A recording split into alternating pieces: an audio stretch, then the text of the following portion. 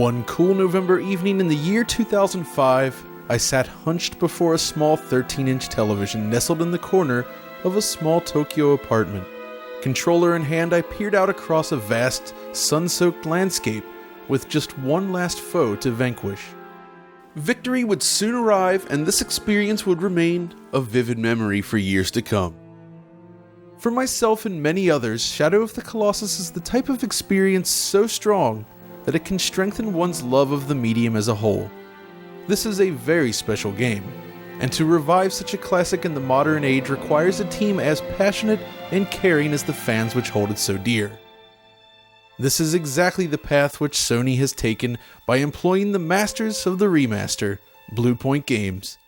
Time and again, Bluepoint has delivered tremendous remasters of beloved classics, but with the release of Shadow of the Colossus for PlayStation 4, we're looking at something new. A full-on, from-the-ground-up remake of the original game. And over the course of this video, we're going to look at just what Bluepoint has created with this latest title, while drawing many direct comparisons with prior releases, including its own previous remaster on PlayStation 3. Could this be the greatest remake of all time? The journey to answer this question begins now.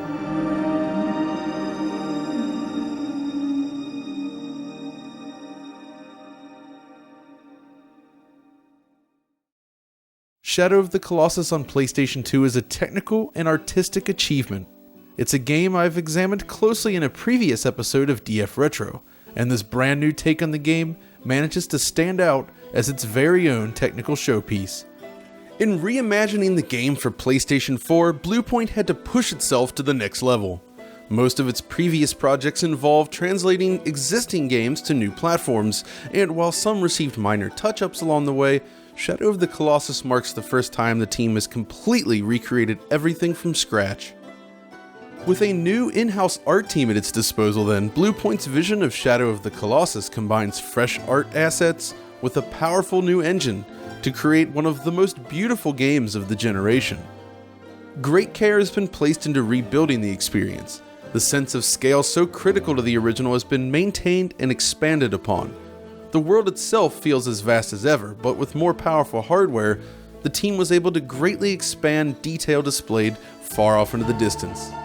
On PlayStation 2, an aggressive streaming system was used to enable seamless traversal, but pulling this off requires the use of flat two-dimensional imagery in the distance. It gives the impression of a large world without drawing all the necessary geometry, saving on processing power. It's basically an extremely aggressive LOD system, and it worked. But on PlayStation 4, LODs are implemented in a more modern fashion. Things like foliage can be seen drawing into view, but most of the world geometry appears highly detailed even when viewed from all the way across the map, which just looks fantastic in motion. Everything from the richly detailed valley walls to the gorgeous stonework of the central temple has been completely reworked and remade. This is one of the riskiest parts of the project, however, as recreating the environments of such a classic experience could have impacted the atmosphere the development team worked so hard to create in the first place. Once you sit down and begin to play this remake, however, it feels natural, like a natural evolution of what Ueda's team envisioned in the first place. In addition, a new lighting engine further enhances the atmosphere while exhibiting its own unique flavor. This rich new lighting changes the look of the game in many ways, but it still manages to retain the basic design language so evident in the original artwork. Of course, one neat feature included in this remake are these adjustable filters. While the default is recommended for an initial playthrough, of course, it is possible to play with the overall look of the game by selecting one of the available filters and adjusting the intensity. You can even turn on film grain if you like. It's a small feature on its own, but surprisingly effective. Beyond the geometry itself, the world now features gorgeous shadow maps which cast out across the environment, adding real depth to each scene, something that was impossible in the original game. On top of this, a rich volumetric lighting solution is used throughout the adventure now, from the rays of light piercing through the dusty temples to the sun shafts slicing across the canyon floors. The addition of volumetric lighting feels like a natural extension of what the original developers had first envisioned. On PlayStation 2, this effect was simulated in many scenes by using two-dimensional elements, but on PlayStation 4 it feels far more rich. New life is also breathed into these environments thanks to a new foliage system which allows for thick fields of grass and richly detailed forests, complete with leaves that now blow gently in the breeze. As the player moves through this foliage, branches and blades of grass alike are now displaced in your wake, further increasing the immersion. Water is treated similarly as well. On PlayStation 2, without the aid of modern programmable shaders, the team had to rely on interesting tricks to create convincing bodies of water. The environment and characters alike could be blurred beneath the surface. Mesh-based waves were used to add depth in many scenes, and a smoothly animated surface texture tops things off. On PS4, a rich water surface shader is now used along with simple base reflections and the full screen space variety. What's impressive here is the distance at which SSR is used. Even from this cliffside, the reflections subtly reflect across the surface of the water in a very realistic fashion.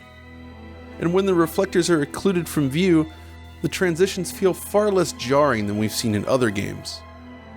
On top of this, while swimming in pools of water, a nice ripple effect is used, and each circular ripple interacts realistically with other ripples. There's even mesh-based surface disturbances used in many scenes. It's visible both in heavy action scenes such as this, but also in quieter scenes like this. It really adds a lot to the presentation. The last major piece of the environment puzzle then is the sky.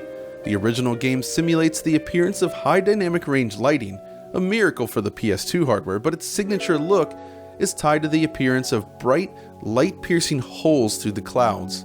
The strong bloom component lends the game a unique appearance, which is common to games produced by Ueda. For this remake, Bluepoint has made certain to recreate this aspect of the design with a new, more realistic cloud layer. Light is still seen penetrating holes within the sky in a fashion similar to the original game. The same overbright glare of the sky is maintained beautifully in this remake. Even better, this remake supports modern, display-based HDR, allowing these bright spots to pop in a way that the original game never could. There are even cloud shadows present across the environment, bringing further depth to the overall presentation. It's also worth mentioning the excellent texture work found throughout the game. All the artwork needed to be recreated for this project, and it looks superb. Parallax occlusion maps are combined with actual geometry and new textures to help give the world a coating of fine detail that was lacking in its original form. What's really great about the new artwork though is how closely it maintains the look and feel of a Team Ico game. The added resolution means it resembles The Last Guardian more than Shadow of the Colossus, of course, but it does feel just right within this game world. The next major upgrade can be found in motion. The animation has been recreated entirely from scratch, enabling more natural motion while still recalling the look and feel of the original game. One of the major innovations featured in Shadow of the Colossus is the reliance on real-time inverse kinematics calculations. This technique allows models to more realistically interact with surfaces by properly connecting with all manner of slopes and edges. This is key both to terrain navigation and, more importantly, the Colossus battles. The combination of fluid animation and real-time IK enables the game to present animation that was very uncommon and highly impressive for its day. With the PS4 remake of the game then, Bluepoint has created the animation from scratch, while using the additional processing power of the PS4 to improve IK calculations. As a result, Wander's feet more realistically connect with the terrain, and Colossus battles feel much more natural as well. There's a newfound fluidity to everything that greatly enhances the experience of playing Shadow of the Colossus. This is of course further aided by a new physics system applied to everything from Wander's poncho, the trinkets adorning his belt, Egra's tail, and the bits attached to each of the colossi. This new weighted physics system greatly improves the perception of motion during gameplay and adds weight to every movement. And all of this is enhanced by a robust post-processing pipeline, including a rich depth of field system and, more importantly, per-object motion blur. Now, the original PS2 release is well known for its impressive attempt at simulating this effect on a system that wasn't really capable of per-pixel motion blur at all. This was then improved in the initial remaster of the game on PlayStation 3 with a proper per pixel blur applied across the scene. On PlayStation 4, however, the sample count and precision of the effect is greatly increased and applied to everything. The shutter speed can even be adjusted in the options menu, allowing the effect to appear both correct and high quality in both visual modes on the PlayStation 4 Pro. Looking at the overall package then, it's remarkable how dramatic an overhaul we're looking at here. Bluepoint's engine enables some truly breathtaking moments and gloriously detailed scenes. If we stop for a second and consider that, at least on the PS4 Pro, we're looking at this massive, beautifully lit world with super high quality post-processing running at 60 frames per second. We've seen this kind of performance in games like Metal Gear Solid 5, of course, but it's rare to find a game of this scale operating at such a smooth frame rate. It's true that the world is mostly empty, and this no doubt helps keep the performance up, but I was genuinely floored by the experience of playing a game this nice looking at 60 frames per second on a console. And all of this is topped off with a brand new control scheme with refined controls, which makes the execution of moves much easier than in prior releases. Input latency is also greatly reduced compared to the original or, say, The Last Guardian, and the high frame rate mode on PS4 Pro allows for a responsiveness approaching a dedicated action game. Despite this, it still manages to feel suitably weighty and faithful to the original release. It's a perfect balance of responsiveness and weightiness. This of course brings us to the differences between playing the game on the two available PlayStation 4 models. Shadow of the Colossus features robust support for the PlayStation 4 Pro, while also running nicely on a standard system. When booting the game on a Pro, you have the choice between a higher resolution 1440p mode capped at 30 frames per second, or a high-performance 60 frames per second mode at 1080p. The game supports downscaling, so both options remain available regardless of which display you might be using. And while these numbers may not seem as high as one might like, the resulting image quality greatly exceeds what you would expect. An extremely high-quality temporal anti-aliasing solution has been devised, enabling very clean edges across every scene with minimal shimmering. Everything from the stone edges to foliage is covered by this excellent AA implementation, and it looks superb. On the standard PlayStation 4 then, the resolution is set to a native 1080p at 30 frames per second, and once again, the excellent TAA saves the day.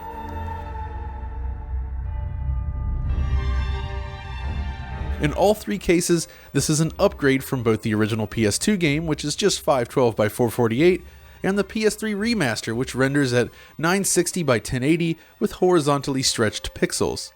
The difference between these three releases of the game are significant, both in terms of visual quality and image quality. In terms of differences between the PS4 and the Pro, this appears to come down to resolution and frame rate options.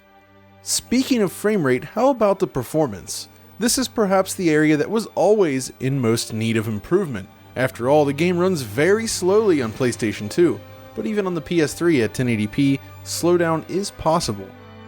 First, let's look at my preferred mode, the 60 FPS performance mode on the PS4 Pro. For the most part, we're looking at a locked 60 frames per second experience here. The stability of the frame rate combined with the excellent motion blur results in one of the smoothest feeling games I've played since Doom 2016. It's a strange comparison to make, I know, but with the post-processing and stability of the frame rate, it really does remind me of this game. It's so smooth and buttery. And this applies equally to both boss fights with the various Colossi, which was previously the most demanding aspect of the game, and while exploring the world. It's all very, very smooth.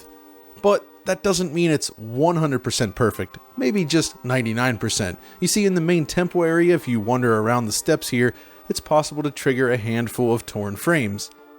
Now, it is possible that other areas later in the game could also drop, but even after finishing the first 7 Colossi in the game, I've yet to encounter any other section that has this same problem. So overall then, performance is excellent in this mode, and it is my recommended way to experience the game. If you prefer a high resolution, however, the 30 FPS cinematic mode is pretty good as well. Thanks to the excellent motion blur, the game still manages to look great in motion, though naturally not quite as smooth as the performance mode. The key here, however, is stability. No matter what is happening on the screen, the performance metrics remain stable.